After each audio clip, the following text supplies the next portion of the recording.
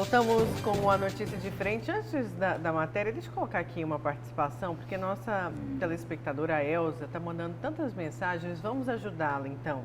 Ela quer entender, né, na formação da chapa para eleição, Senado tem indicação dos suplentes. Se puderem me esclarecer uma dúvida, qual é o papel do suplente? Quando ele deve atuar? Ele substitui o titular em quais outras circunstâncias? Qual a necessidade de ter um suplente? Ela pede desculpa, mas não precisa pedir, tem que ser esclarecido mesmo. Vou deixar aqui para a Lúcia, professor, esclarecer. Porque o papel do suplente é a substituição, realmente ficar no lugar quando o titular não pode por algum motivo. Às vezes daria uma troca também, né, Lúcia? Aí você falou o termo corretíssimo, é troca. Agora é o seguinte, que tipo de troca, né? Eu vou deixar tem casos e casos, não é isso? A gente pode começar generalizando com troca de interesses, não é, professor? Exatamente. Troca de interesses, é isso? Então, vamos pegar aí o caso de Júlio Campos, suplente de Nilson Leitão, né? Aí é o seguinte, aí o professor já tinha colocado aqui, o Nilson Leitão, ele tem uma boa representatividade eleitoral no Médio Norte, na região norte de Mato Grosso, que é o berço político dele, lá em Sinop, onde ele foi prefeito. É isso? Então aí tem uma troca de interesse, porque aí Júlio Campos, como primeiro suplente, o irmão dele é senador da República, eles têm um certo patrimônio eleitoral. Vou até tomar a liberdade de discordar aqui do professor Haroldo, que falou de Cuiabá, que eles têm muito voto. Eu não sei se tem muito voto aqui, mas em Várzea Grande eles têm. Também. Em Várzea Grande eles têm um eleitorado considerável. Então, a troca pode passar por aí. Mas tem outro tipo de troca, né? Tem outro tipo de troca. Por exemplo, essa eleição aqui ao Senado, né? Ela está ocorrendo por quê? É uma eleição suplementar, por conta da cassação da juíza aposentada Selma Arruda, por prática de Caixa 2 e abuso do poder econômico. E aí tem até investigação na Justiça, dizendo ou buscando apurar, né, o que é que ocorreu com o primeiro suplente dela, que também foi cassado, Gilberto Possamay. Possamay. É isso? É. Que ela recebeu, ele fez empréstimos para ela, né? De 1 milhão e 500 mil reais. E aí o Ministério Público Federal estava querendo apurar o seguinte, e aí, ele comprou a primeira suplência? É isso? Foi uma compra dessa vaga? Né? Então é o seguinte, são interesses e interesses, nesse caso, de primeiro suplente. E é importante... Né? São acordos que fazem, né? Não estou me referindo especificamente a esses dois casos, né? Mas são acordos que fazem que, dependendo do tipo de acordo, eles não são colocados publicamente, né? Eles dão outro tipo de explicação, né? Porque às vezes o acordo que se faz aí não seria assim tão republicano. Inclusive esses acordos que o Lúcio está falando já acontecem antes mesmo da eleição, já pensando inclusive no afastamento. Por isso que existe o primeiro suplente, né? Eles já combinam, por exemplo, o caso ganhando a eleição lá para o mês de março, abril, tem uma licença médica, você vai assumir por 2 meses, 3 meses. Isso já é tudo previamente combinado. Combinado dentro do partido, dentro das articulações políticas, colocado à mesa exatamente quando é que um entra, quando é que o outro sai e como é que as articulações vão acontecer caso ele seja eleito. Como é o nome da telespectadora, né? A Elza. Elza, e mais um exemplo para você. O que estamos vivendo ele agora, nesse momento. Lá em 2018, entendeu-se que, o governador Mauro Mendes entendeu de que não era tão importante naquele momento a candidatura de Fábio Garcia a deputado federal. Seria um deputado federal praticamente eleito com o apoio de Mauro Mendes. Aí resolveram o seguinte, olha, para não atrapalhar outras pessoas, né, outros candidatos, né, que são prioridade dentro do grupo, você poderia ser primeiro suplente, né? De Jaime Campos, como é hoje. Ele é o primeiro suplente do senador Jaime Campos. E aí lá em 2018 ficou acordado o seguinte, você vai lá, seja o primeiro suplente, e aí o seguinte, daqui a 2 anos você só não será o candidato a prefeito se você não quiser. Foi esse o acordo que foi feito entre Mauro Mendes e Fábio Garcia, não é isso? Foi um compromisso que Mauro Mendes firmou com ele. Hoje, o governador pode até achar que o melhor nome para enfrentar Emanuel Pinheiro não seja Fábio Garcia, mas ele não tem como romper esse compromisso. Pois é, olha, agora vamos rapidinho ao vivo com o repórter Bruno Pinheiro, que o Bruno vai trazer mais informações sobre aquela operação da Polícia Federal. Vamos saber aí quem é o alvo ou então quais os alvos dessa operação, Bruno Pinheiro.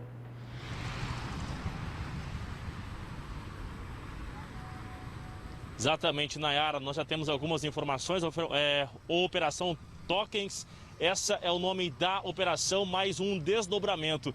Em 2018, houve uma fase dessa operação e agora essa operação, segundo as primeiras informações, investiga que desde 2017 e também de 2018, acabaram que vários criminosos, cerca de 7 criminosos, invadiram um sistema e lá eles conseguiram informações de gerentes e gestores do IBAMA.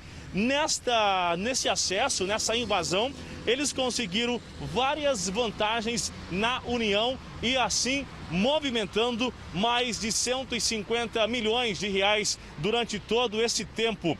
Acabaram se levando várias vantagens econômicas e assim,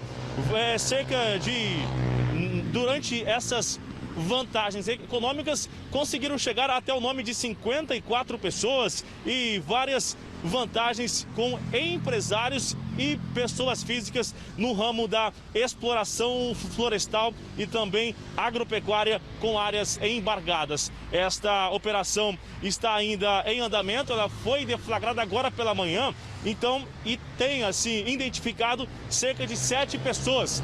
Não foi confirmado quantos mandados de busca ou apreensão ou de prisão preventiva já foi decretado, mas na operação cerca de 7 pessoas são alvos desta investigação. Então a gente aguarda se essa operação é realmente com esse foco alvos em Cuiabá ou se é no interior do estado. O certo é que há essa movimentação e que a operação está sim em andamento em mais uma fase. Nayara. Obrigada, Bruno, pelas suas informações. Então, Bruno Pinheiro, direto da sede da Polícia Federal. Olha, agora vamos falar de eleições municipais, porque nas 2 maiores cidades de Mato Grosso, alguns partidos ainda não definiram os seus posicionamentos para as eleições municipais. Parte dos candidatos que disputarão as prefeituras será oficializada hoje, terça-feira, e amanhã também, o último dia do prazo das convenções. O repórter Luiz Vieira traz os detalhes. Os partidos políticos têm até esta quarta-feira, dia 16, data em que termina o prazo para as convenções partidárias, para definir os candidatos que irão disputar as eleições municipais nos cargos de prefeito, vice-prefeito e vereador e também para o cargo de senador.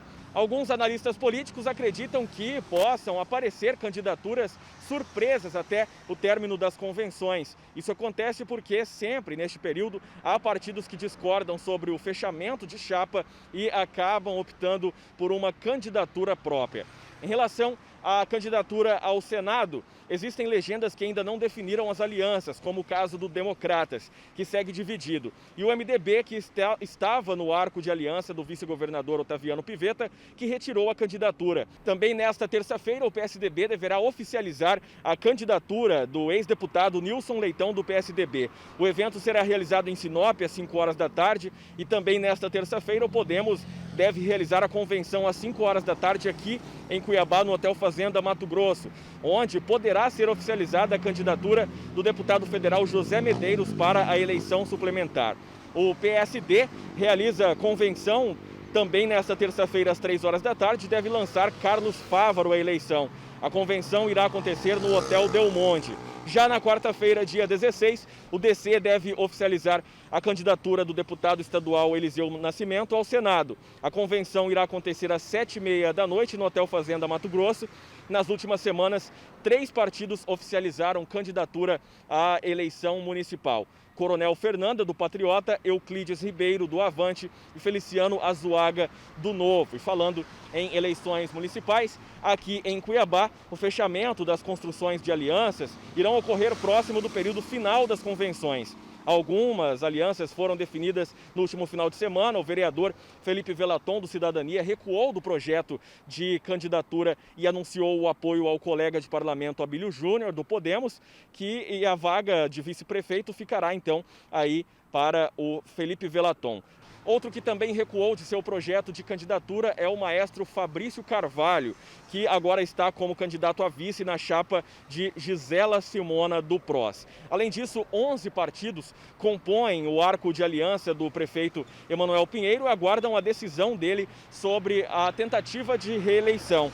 O anúncio deve ocorrer ainda nesta segunda-feira e no mesmo dia o presidente do Democratas em Mato Grosso, Fábio Garcia, deve comunicar se será ou não candidato. Também nesta terça-feira, o MDB deve homologar a reeleição do prefeito Emanuel Pinheiro e anuncia também a vaga de vice de sua chapa. O encontro irá acontecer às 4h da tarde no diretório do partido, bairro Santa Rosa.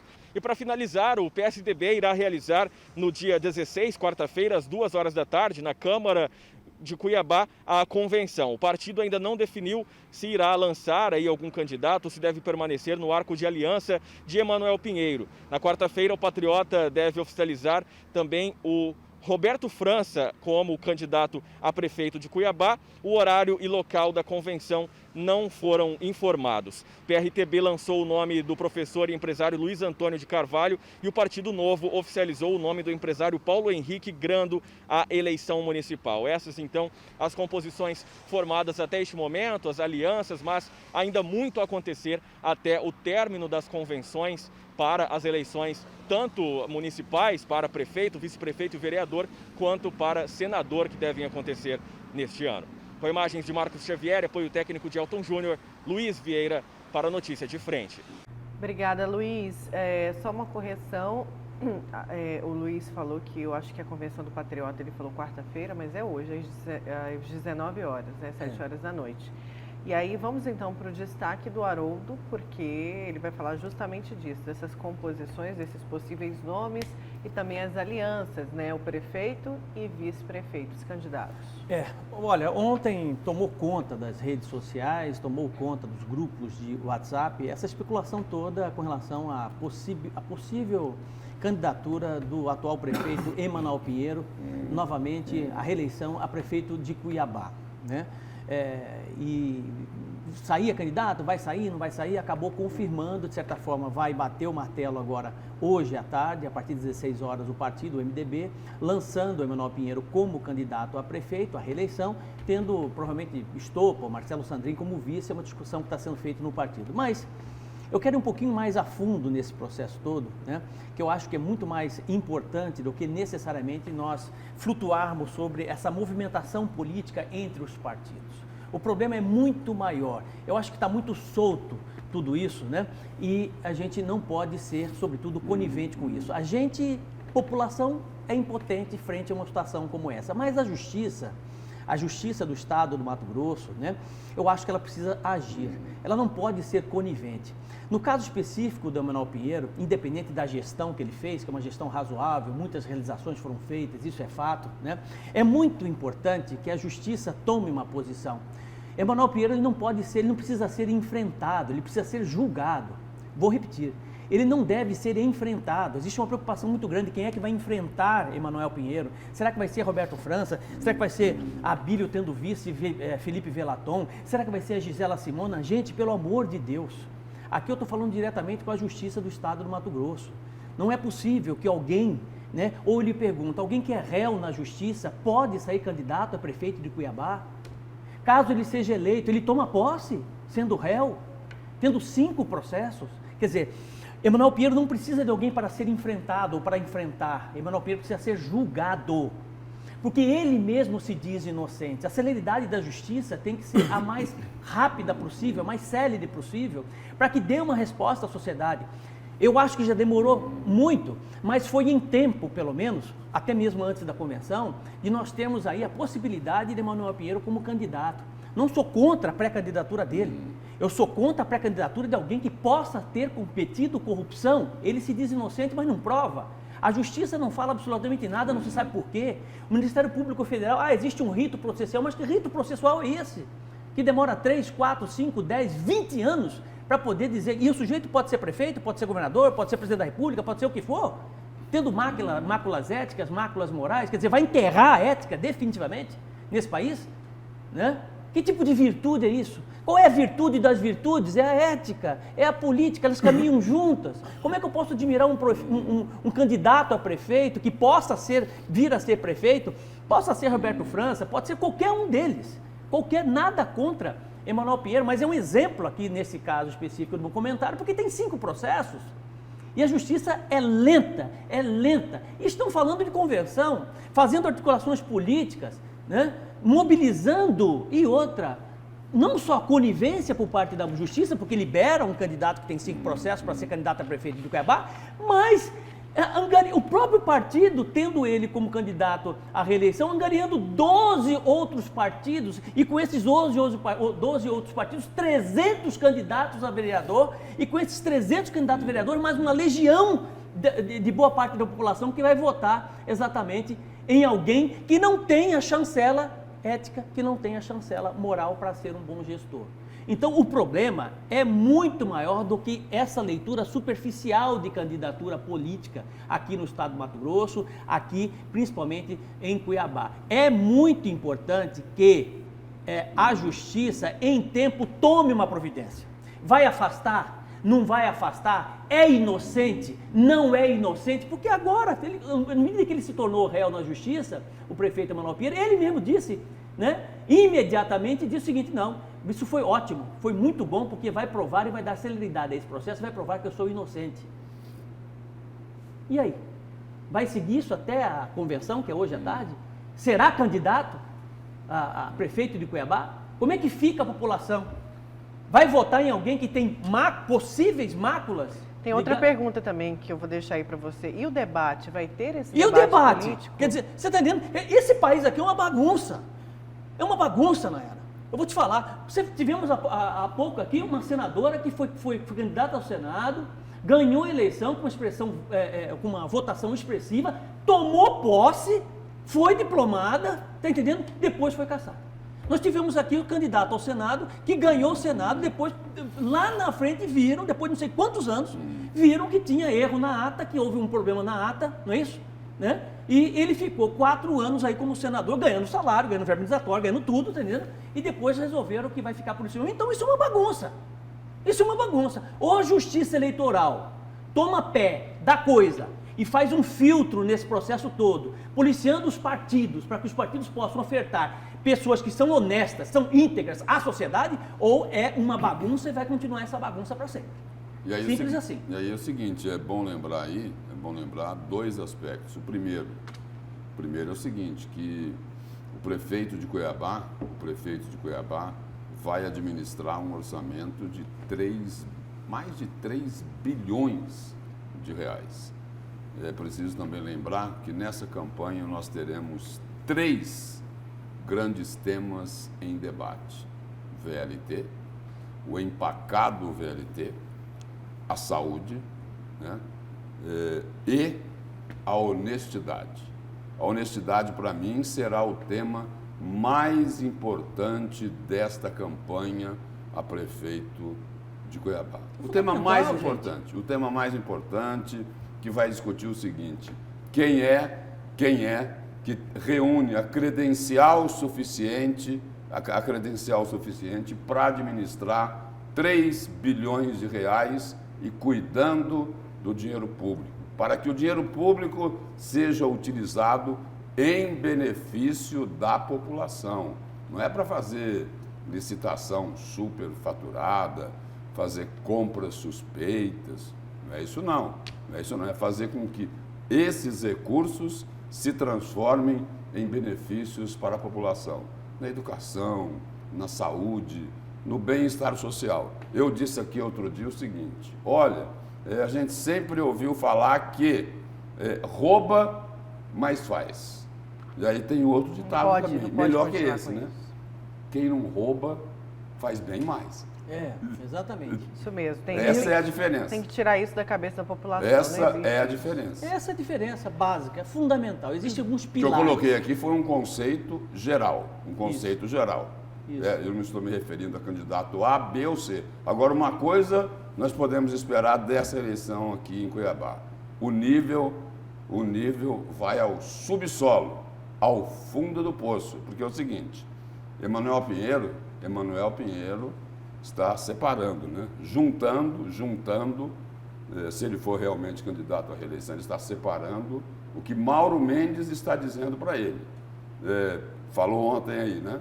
Se tiver vergonha, não sai candidato. Dias atrás, chamou Emanuel Pinheiro de malandro de carteirinha. Professor, a gente conhece política. Vai ter troco. Com certeza. Ou seja, vai ser guerra em campo aberto E jogo com baixo. artilharia pesada. E jogo baixo. É isso. E jogo baixo. A campanha vai parar no esgoto e o copo quase vai parar no chão. Lúcio, o que me incomoda, Lúcio, eu acho que incomoda o Vamos ter telespectador que muito rapidamente, né? Existem processos na justiça que são muito mais complexos, mas muito mais complexos, que se resolvem em tempo, tá entendendo? Esse processo, ou os processos ligados a um prefeito da capital, tem 4 anos praticamente e não tem solução, cara. Tá entendendo? Muito bom o comentário, tá? O pessoal está elogiando aqui, vamos ter que seguir, vamos chamar o Antônio Carlos Silva agora. O Antônio vai trazer os dados para a gente da Covid-19 em Mato Grosso. Deixa eu dar o bom dia aqui ao Antônio e a equipe dele. Bom dia, Antônio.